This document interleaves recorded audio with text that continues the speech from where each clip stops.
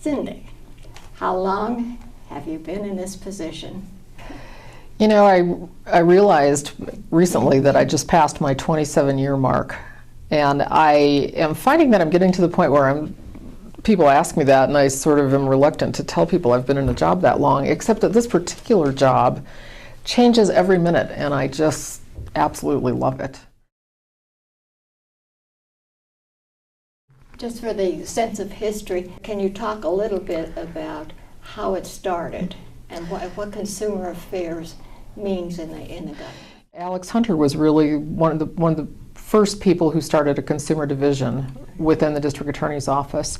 The Colorado Consumer Protection Act governs the relationship between businesses and consumers and sets some standards for deceptive trade practices and things like that. It has expanded over the years to include a laundry list of things. I mean, it includes, I think it's something called assisted technological devices, which means hearing aids, and it also means scooters and a lot of other things. We added, as things came along, the legislature would add things that, you know, the telemarketing fraud, charitable fraud, as the marketplace endured another onslaught of consumer fraud, the legislature would respond by adding something to the Consumer Protection Act. But Alex really started the first consumer office in the state.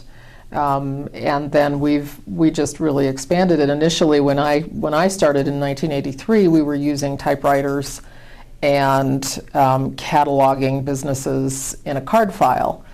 And we have evolved over the years so that now we have a huge website, and people file complaints online and they scan their extra documents into us, reducing a lot of the paperwork that's happened, and it's pretty marvelous. You know, we started with resolving individual consumer complaints to the best of our ability, and when I started in the office, I introduced mediation into the process, which has been really effective. The office has won some awards for the productivity as a result of the mediation that we do between consumers and businesses. I always want to restore the relationship if I can. I also want to go after the bad guys and get them too, but whenever we can help restore the relationship, getting people to sit at the table and talk to each other is really the most productive that we are in this office, and it's something I so strongly believe in.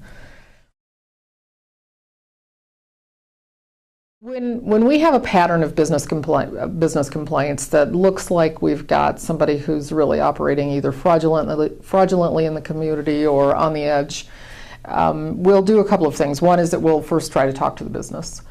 And secondly, we will offer them what's known as an assurance of discontinuance. If you will discontinue the following certain practices, we're not going to prosecute you, essentially. And then finally, if all else fails, we will file suit against them. As a couple of examples of the kinds of cases that we're seeing, we had a woman who, she's a checker over at King Soopers, and she had her neighbor call and say, "Why are your belongings all over the lawn in front of your house?" And she had no idea.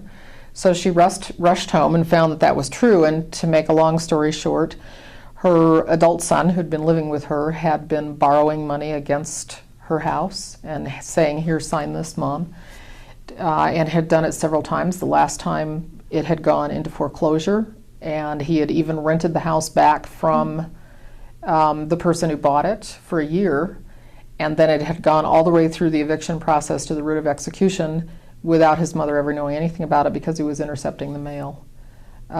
Extraordinary. I have another woman whose daughter-in-law was taking her, she was the model of, you know, being the perfect daughter-in-law, took her to the grocery store, took her to have her hair done, took her shopping, and was taking herself to the Virgin Islands and to Puerto Rico and buying cars. Yeah, we caught a tree trimmer the other day, Longmont PD. There was a 96-year-old woman in Longmont who was approached from the alley by somebody who said he would, you know, fix her roof, and she fortunately was under contract with a good roofing company, but he offered then to, you know, take care of her branches, and after 20 minutes charged her $2,600, and out of the goodness of his heart dropped it to $2,400. But The great thing is that after Longmont PD went out and they took her report, more reports started coming in, and one of the detectives from the sheriff's office, Randy Wilbur, interviewed somebody who had been victimized north of Highway 66.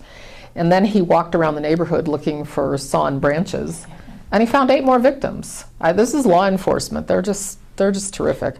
Another one that was in the paper recently is a woman who worked for a car dealership out east, and the dealer started borrowing money from his secretary, saying he'd pay her back, we'd make more money, and ultimately convinced her to mortgage her house, which she owned free and clear, and invested into a real estate scam. And it turned out he had bought the same piece of property that she bought for $100,000 less the previous week. And when we initially talked to these victims, the hurt is not in the wallet. The hurt is in the heart, and it's the damage is just extraordinary. I think it's what I'm so passionate about right now, because the damage is so critical. It's pervasive, it's long-standing, and it's just really, really difficult. Although the woman who was the victim of the car dealer has come out a lot stronger, and I think it's thanks to this community that we have in Boulder, because people are just so. She got help from everybody, the detectives from our office, everybody just launched in to rally around her, and she got a reverse mortgage from somebody's advice so she could cover it until things were paid back, and she came out stronger, I think. If somebody had observed this happening and wanted to make authority figures understand it, how would they get that? There are many avenues. One is certainly directly to our office, and probably the most important is to call Adult Protective Services.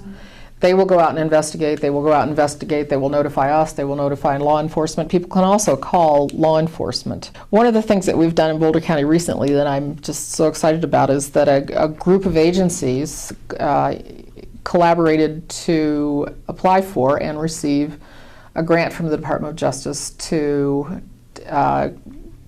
teach elder abuse awareness to law enforcement. And we've had our first round of training. The trainings involve people from a lot of the different law enforcement agencies in the county, and also from Adult Protective Services, Aging Services. And it's teaching a wide range of issues related to elder abuse. My greatest challenge and my greatest frustration right now is the computer victimization that we're seeing all over the place now.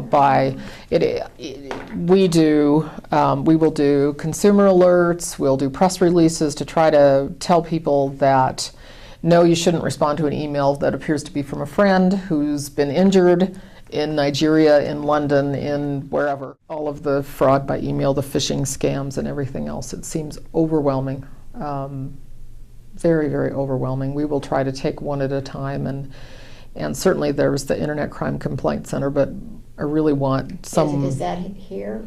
It's national. Okay. And people can refer any suspicious emails to them, but I think that the nature of it is so huge that it's just hard to get a handle on it.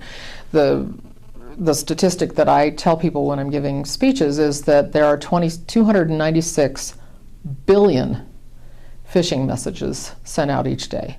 The scope of that is just extraordinary. For instance, in 2004, I think people who'd been the victim of identity theft, it was about 1 in 500, and today it's almost 1 out of 2 in that period of time. So yeah, I think that that's probably our greatest challenge and my greatest sorrow is that there's we don't have a better ability to, other than warning people. And we put out brochures and we do our email alerts, and I'm speaking all the time, everywhere. And still when people call and they're victimized, I think, what could I have done? I take a little bit of that on myself. I know that I'm fortunate because I love my job, and I don't take that for granted. I love it a whole lot, and I love the people I work with. It's really interesting, vital.